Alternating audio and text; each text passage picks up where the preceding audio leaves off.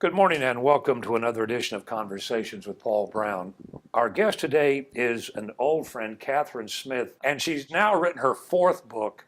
She and Kelly Durham, another friend of hers from high school at Daniel, have collaborated on this. We're going to talk about that and some other fascinating things. Was journalism something you always wanted to become involved with? I was on the newspaper staff in high school and also the literary magazine and the annual staff and all that. So always, that was really my reason. And that was the main reason I couldn't go to Clemson, because they didn't have any kind of a journalism program. Plus, my father told me if I went to Clemson, I had to major in economics, and I didn't want to do that. Speaking of your dad, tell us a little bit about him, because he in his own right has established himself as an expert. Yeah, he's famous. He's He in really the is. economics world. He's a rock star. His name is Bruce Yandel, and he is still out there speaking and lecturing all over the place. And he's he amazing. is in his 80s. yeah. Yeah, mid-80s almost. Yeah, he's great. He really is. Yeah, He's My mom too. I've just won the parent lottery, really. yeah, you did. All right, you graduated from Georgia. How many job applications did you send out? I married my husband Leo right after I graduated in March, and he graduated in August, and we got married 2 weeks later, and then we went to Europe for a long time just because we wanted to, and we came back and we didn't have jobs. So I did interviews in Augusta and Aiken, and both offered jobs, and Aiken paid $5 a week more. You stayed in Aiken how long? About a year and a half. And then we went to Orangeburg for 6 years, and then I came to Anderson. Did you want to come to Anderson because of the job, or because being closer to Clemson, or what was? I just wanted to be in a different part of South Carolina. You know, it's nice having my parents nearby, 15 miles away. So. And you came to work for the Anderson Independent. And then you had a life-changing event. I went to work at Electric City Playhouse as their manager for a few years, and then started into other nonprofit work. And I was at Partners for a Healthy Community when I got breast cancer. And that led me to, with some other people, start the Cancer Association of Anderson. So 15 years ago. 15 years ago. Hard to believe. I know. I also served as sort of a ghostwriter for a lot of people. We're helping them with memoirs. Johnny Mann was one of the really wonderful people I worked with, and served as Jack McIntosh's editor on his book, Don't Kill All the Lawyers. Then you really hit the big time. I did. I got really lucky. I was really interested in Marguerite LaHand, who was President Roosevelt's private secretary. I wanted to read a book about her, discovered no one had ever written one, so I decided to start researching her, and just with all the dumb luck in the world, I've got an agent in New York, and she sold it to Simon & Schuster. So The Gatekeeper came out in September of 2016, and just had a wonderful time going around speaking and The whole country. I hadn't done anything on the West Coast. Well, but that doesn't count. I've gotten as far as Memphis. Well, that's all. How about 10 states in the District of Columbia? Not bad. It's not bad for no girl from the South. I know. I've been places that I just never dreamed I would go, you know.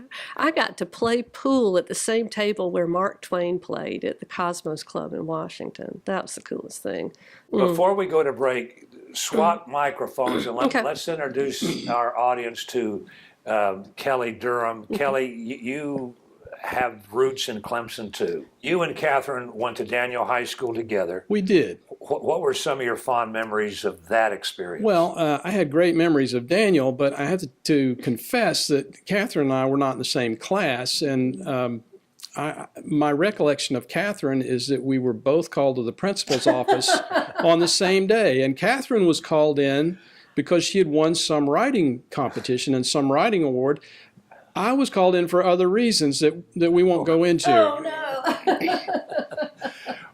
When you did eventually graduate from Daniel, then what happened to you? Well, I went to Clemson and graduated from Clemson in 1980. Then With a degree in what? In political science, and I was an ROTC cadet, so I ended up going into the service, stayed in the Army for 4 years, served overseas in Frankfurt, Germany for most of that period of time. I got out of the service and was thinking I'll go back and get a degree in communications or something and go on from there. And I got a job working with the local Wendy's franchisee. All right, we're going to come back and we're going to talk about what you and Miss Kathryn have collaborated on.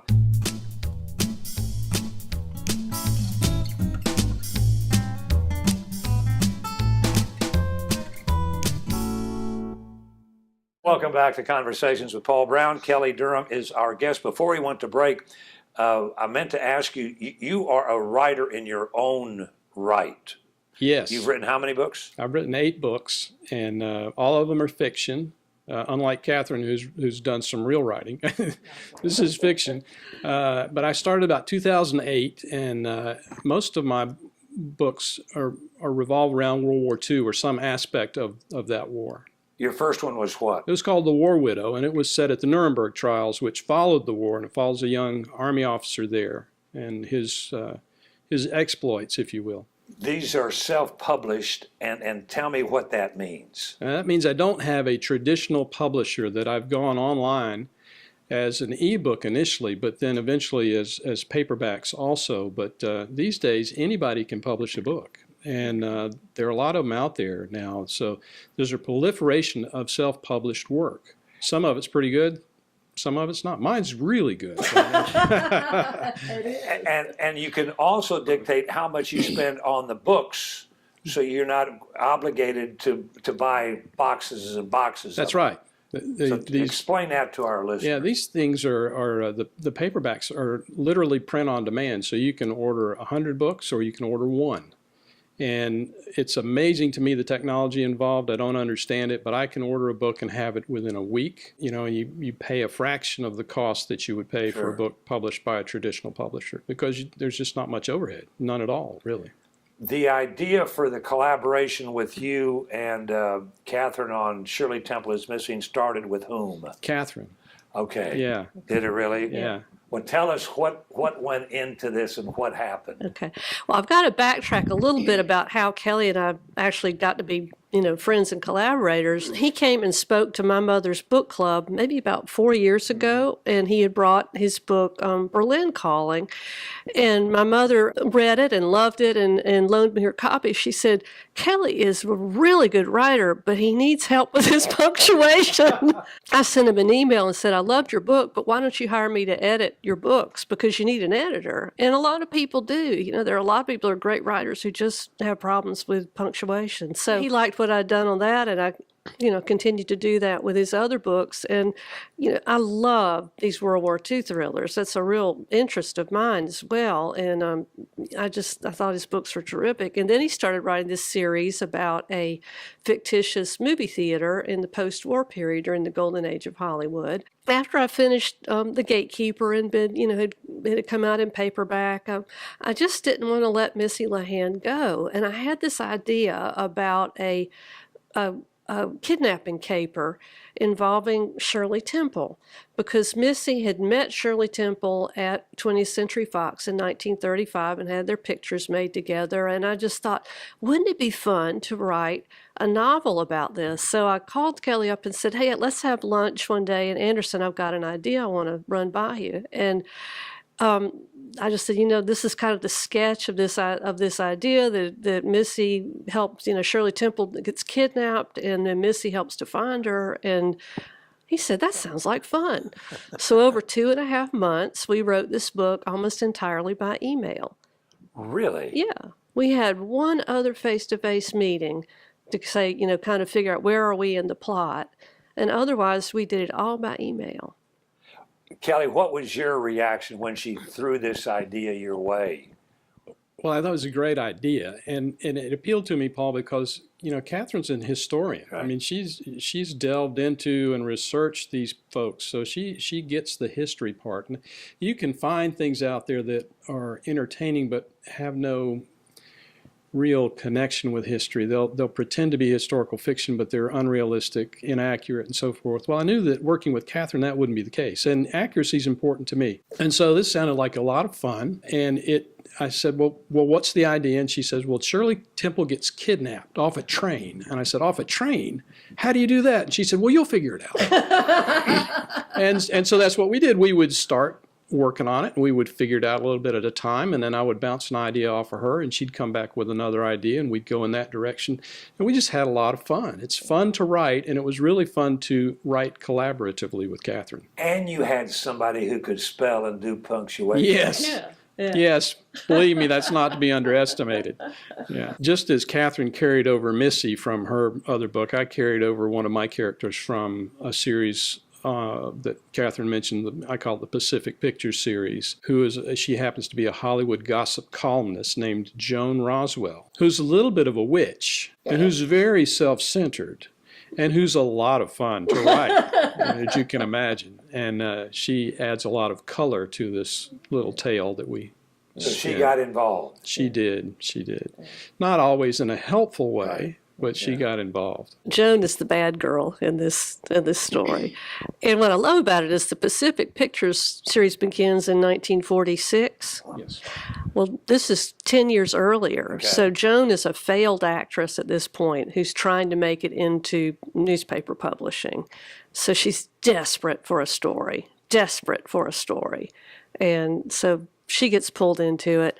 But a lot of the people in this book are real people. J. Edgar Hoover's in it. Wow. Yeah, FDR is in it in sort of an off-the-camera sort of way. Some of the criminals in San Francisco are real people. We talk about Dolly Fine, who was a famous madam in San Francisco, and the McDonough brothers, who were the head of the Irish crime syndicate in San Francisco. But we made up a lot of people, too. And the one I'm proudest of making up is I gave Missy a really nice boyfriend named Corey Wainwright, and he's this straight arrow FBI agent, and she needed a nice boyfriend. When you write and you use real people like this, what's the legal ramifications and what have you got to do to be able to put J. Edgar Hoover in your book? Nothing. He's a public figure. They're all public figures. And that allows you to do that. Yeah. There's no permission that we need to get. But one of the things, again, that Kathryn and I believe in is historical accuracy. And so we kind of promise ourselves that we will represent these people as we believe they were, and that they will behave as we believe they actually would have behaved. And certainly the case with Hoover and with another character, Darryl Zanuck, who was head of 20th Century Fox, who was the employer of Shirley Temple, and who had tremendous financial interest in her safety and success, as you can imagine. So we try to present each of these people as our understanding of their history would have them act. Fascinating. And what was there about Shirley Temple? You've got a little backstory on Shirley. Well, Shirley Temple is just a fascinating character in her own way. She was the #1 box office draw in the country from 1934 to 1938. I mean, #1. She churned out 3 or 4 movies a year. Just had this incredible stage presence. She could sing, she could dance, she was adorable. And then she was really a pretty normal child for all that. Worked herself, like crazy, but she loved what she did. And after her movie career ended, she went on to have a successful career as a wife and mother, and then on television, and then as a diplomat, and wound up as White House Chief of Protocol. She just died in 2016. She was 84. So I think especially for me, I'm really touched. Shirley Temple was one of the first women who ever spoke openly about having had breast cancer in 1972, and then lived another 44 years after that. And then down through the years, you've been able to get some of her stuff. Yeah, I've got some pictures and things like that. doll? But the doll I just bought recently. My mother said she had a Shirley Temple doll, but I think she loved it to death. And but I bought one off eBay just so I would have it to bring around as we do talks and signings.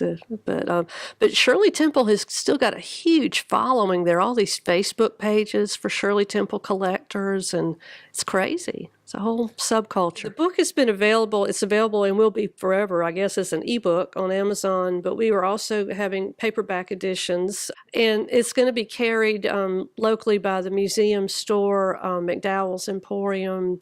I'll have it at Remnants and Fiction Addiction. But it'll be available paperback and in ebook on Amazon. It's a delightful story because it features a delightful heroine in Shirley Temple. I mean, who doesn't like Shirley Temple? What's on your to-do list? You writing another book now? I am. I'm working on a sequel to what is my bestseller called Berlin Calling, which was originally published back in, I think, 2010. And that's actually the book that kind of brought Kathryn and me together, as she alluded to earlier. So I'm working on that. Well, listen, thank you all both for taking time out to share your story with us. Again, the title of the book is Shirley Temple is Missing. We want to thank Kathryn Smith and Kelly Durham for sharing their story with us, and we invite all of you to be back with us next week, same time, for our next edition of Conversations with Paul Brown. Until then, take care, everybody.